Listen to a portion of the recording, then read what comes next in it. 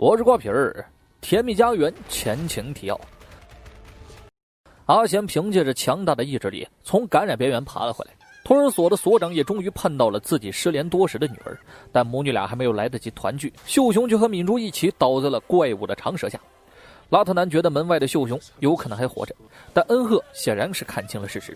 这种情况下，门外的两人都不可能生还。他急忙用柜子堵住了门，这才没有让那巨人怪的舌头伸进来伤及无辜。所长还没有从女儿去世的噩耗中反应过来，他揪住恩赫的衣领，一边捶打，一边歇斯底里地责怪他无所作为。1408房间内的7个人对楼下发生的惨剧还浑然不知。韩斗直对刚刚眼镜男在广播中说的话还心有疑虑。智秀觉得他们不能一直住在这里，至少得努力往前看。郑宰先感谢他提供的帮助时，还不忘向他安利主的祝福。韩斗直一句我是信佛的，就让他把后面的话憋回去了。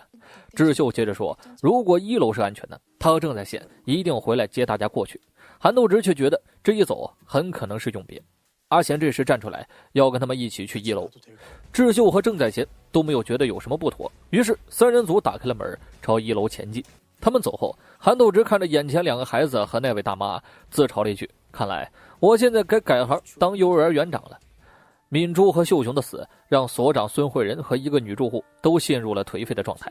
看着男人们在加固大门口的防护，孙慧仁和超市老板娘聊起了天，聊着聊着就聊到了郑一景和去世的未婚夫向元。超市老板娘才注意到他失踪很久了，她急忙嘴里祈祷着，希望郑一景千万不要出事。而此时郑一景已经从蜘蛛怪物的网中逃脱，他为了减少负重量和加快速度返回1楼，身上只穿着背心和短裤，在通风管道里快速爬着，一身精炼的肌肉线条清晰，索人瞳孔。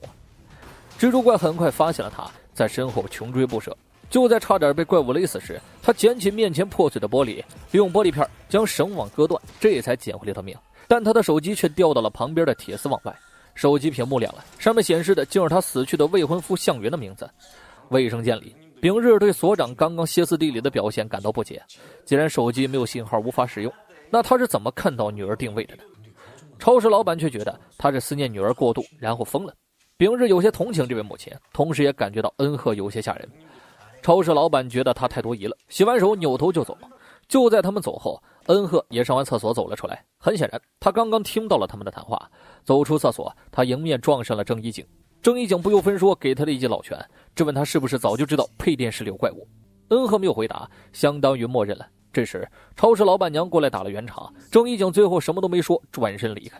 电视上再一次播出了紧急快讯，新闻中声称这些怪物或许是由人类的欲望变成的，而不是常见的病毒感染。他们具有变态的恢复和重生能力，但他们在变异前如果受到严重伤害的话就无法恢复，这也是他们唯一的弱点和彻底杀死他们的黄金时间。杀死他们后务必要将其焚毁，斩草除根。军方有信心与全国人民生死与共。这番话让超市老板看到了希望，只要再坚持一阵就会有军队来救他们。同时探路的3人组在路上发现了一具刚死不久的尸体，智秀舔了包分给另外2人。他知道这很冷血，但为了活下去，更冷血的事情他也得做。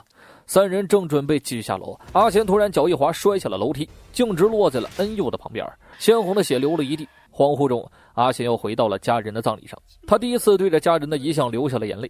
正当他万分痛苦的时候，恩佑的声音将他拉回了现实。他以为是阿贤又想自杀才摔下了楼。他补充说自己之前的阿贤别死在这里的意思也包括了别死在这栋楼里。2人聊了没2句，恩赫就走了下来。恩佑立马又恢复了任性妹妹的样子离开了。恩赫说阿贤从9楼掉下来才过了3个小时就醒来了，看来是黄金时间救了他，而自己已经把1楼的住户叫到了一起，准备讨论这件事儿。不用说，阿贤被感染的事儿已经人尽皆知了。超市老板认为感染者都得死，恩赫决定用不记名公平投票的方式决定，而这个投票也意味着每个人都可能成了刽子手。投赞成赶走阿贤的票数和反对票持平，剩下的1票是关键。超市老板怒骂投反对票的人都是包庇犯，话还没说完呢，恩赫就宣布最后1张票是废票，这无异于火上浇油啊！超市老板直接暴走，但他还没发泄完呢，鼻血就喷涌而出，很显然他也中招了，但他还没有来得及做出更多的反应就晕倒在地。众人对刚刚发生的一切都还心有余悸，他们不知道要不要把阿贤和超市老板一起赶出去。聊着聊着，丙日就聊到刚刚的新闻，众人反应过来，超市老板是因为太贪心所以中了招，但丙日却没有觉得阿贤哪里很贪心，又或许这就是神的旨意吧。恩佑对这个说法表示赞同，大家都是人类，都有不为人知的一面，那就拭目以待，下一个是谁。超市老板从昏迷中醒来，他也不知道发生了什么事，但眼下最重要的还是化干戈为玉帛。他连忙厚着脸皮问阿贤有没有办法解决眼前的问题。阿贤劝他，你还是现实点，听天由命吧。另一边，郑一景也从孙慧仁的口中得知了秀雄的死讯，虽然认识的时间不长，但毕竟一起合作过，这让他非常伤心，不由得又想起了那通亡夫的来电显示。超市老板娘带着食物走过来安慰他，从他脖子上戴的那枚戒指，老板娘也猜出了这个女人的身上发生的不幸，而郑一景却咽不下食物，他感到一阵阵胃疼。老板娘隐约感觉到她可能是怀孕了，不过她没有说出来，只是无声的安慰着。卫生间里，智秀看着脚边的棒球棍，从前的往事浮上了心头。他还没有进入音乐圈之前，一个男孩正耐心地教导着他打棒球。记忆中，男孩笑得很阳光，而他和智秀是什么关系还不得而知。恩佑嘲讽他很会装好人，智秀懒得搭理他，反讽一句，大摇大摆地离开了。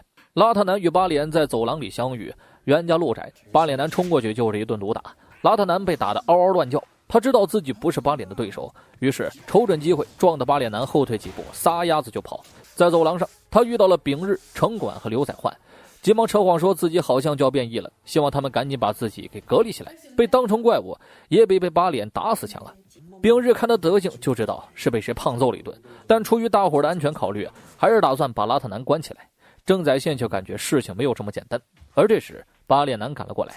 邋遢男不顾其他，赶紧把隔离室的卷帘门咣当一关，还顺带眼神挑衅了站在门外无计可施的八脸。阿贤一觉醒来时，差点被邋遢男那张快凑到眼前的脸给吓死了。邋遢男问他变成怪物是什么感觉，他想要知道怎样才能变成怪物，这样好去找八脸复仇。八脸男就躲在暗处静静地看着他们，他手里还拿了一串钥匙，这是昨晚从他身上拽下来的。另一边，超市老板娘将一个验孕棒递给了郑一景。郑一景本来想推辞，但老板娘觉得还是以防万一比较好。就在他们聊天的时候，1408房间又出事了。大妈进了厕所，都过了1小时还没出来。韩斗直也察觉到情况不对，于是他扛起了那杆意大利拐杖枪，坐着轮椅就打开了厕所的门。没想到厕所里的大妈消失得无影无踪，只有一团还在蠕动的肉球。看来大妈终究是战胜不了心中的那个思念孩子的欲望，她变异了。我是瓜皮儿，下期见。